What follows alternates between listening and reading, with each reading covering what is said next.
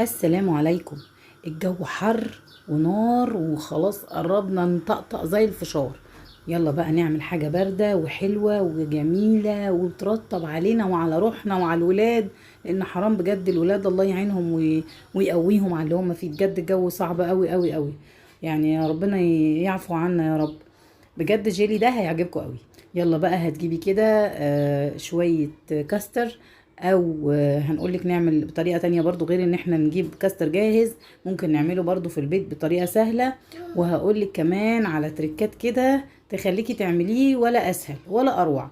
وكمان هنعمل مع بعض جيلي برضو جميل قوي قوي وهيرطب علينا، وخطوتين تلاتة هتبصي تلاقي نفسك عملتي كام كاسة كده وتحطيهم في التلاجة يا دوب ساعة ولا حاجة، وترطبي على نفسك انت والولاد وتفضلوا معايا. ولو لسه ما اشتركتوش في القناة اتمنى تشتركوا في القناة وتفعلوا زر الجرس، وهستنى تعليقاتكم الجميلة. نبدأ بقى مع بعض ونقول بسم الله. هنجيب كوبايتين لبن ونحط عليهم كوباية الا ربع كاستر، هنجيبه من عند مستلزمات الحلويات. او ما عندكيش كاستر في البيت، ممكن بقى ايه تحطي 3 معالق نشا وتدوبيهم، وتحطي عليهم 3 أو 4 معالق سكر وتدوبيهم مع بعض وتحطيهم في اللبن، وتحطي صفار بيضة ومعلقة فانيليا. ده هيديكي نفس النتيجة. بس انا كنت جايبة الكاستر جاهز على اساس ان الدنيا حر بقى والواحد مش عايز يفرط. هتدوبيه كويس جدا جدا وتقلبيه. دول حوالي 200 جرام كاستر جاهز وعليه كوبايتين لبن. هتقلبيهم وتمكسيهم كده مع بعض وتدوبيهم كويس عشان ما يكونش فيهم اي تكتلات ولا اي حاجة تضايقك بعد كده. وبعدين هندوبه وبعدين نرفعه على النار ونقلبه لحد ما يبقلل معانا كده. خلاص هو كده هيكون، هو مش هيكون متماسك اللي هو زي المهلبية، لا. هتشوفي معايا دلوقتي، كملي بس معايا الفيديو للاخر وان شاء الله هيعجبك قوي. هتقلبي كويس جدا جدا عشان تفكي التكتلات، وما تحطيش ولا سكر ولا اي حاجة. وبعدين هنجيب كوباية مية سخنة، كوباية الا يعني ما تمليهاش الكوباية قوي على اساس ان هو يمسك بسرعة، عشان طبعا ايه الدنيا حر والواحد عايز يرطب على نفسه زي ما اتفقنا. هتحطي الباكت الاولاني ده في المية السخنة وتقلبيه كويس جدا جدا جدا. وبعدين لما يدوب تبدأي تحطي بقى اللي هي ايه نص او يعني نص كوباية كده الا باردة. ما تحطيش الكوبايه، يعني ما تحطيش المقادير زي ما هي، لا هتقللي شويه عن المقادير اللي هي مكتوبه على العبوه.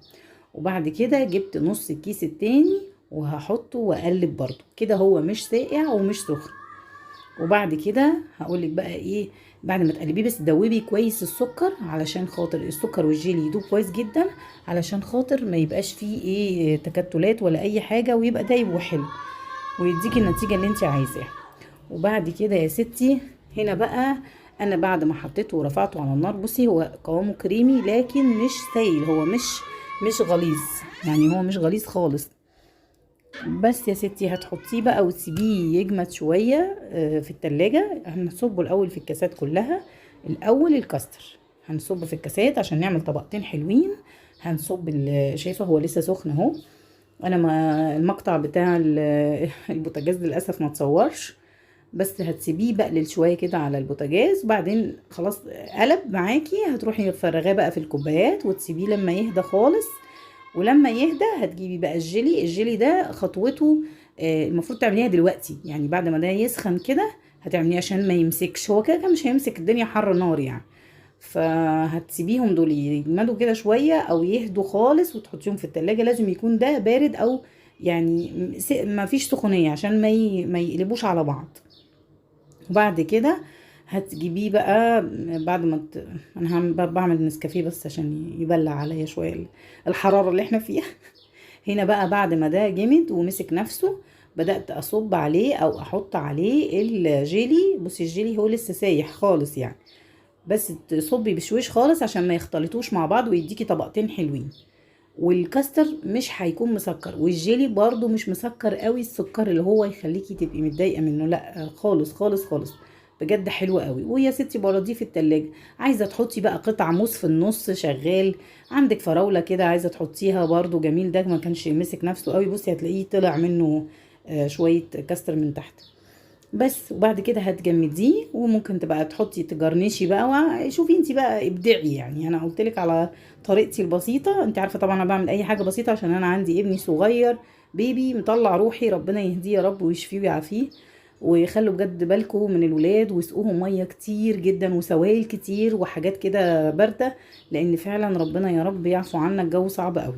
ودي بقى يا ستي بعد ما خلص اهو، بصي طبقات جميله جدا جدا جدا، والولاد هتعجبهم عشان طبعا انتوا عارفين الولاد بينبهروا بالحاجات دي وبيحبوا الحاجات دي، فهي دي جميله جدا. وفي البيت الكميه دي طلعت معايا حوالي 6 كاسات، في 2 كانوا في التلاجة ما صورتهمش.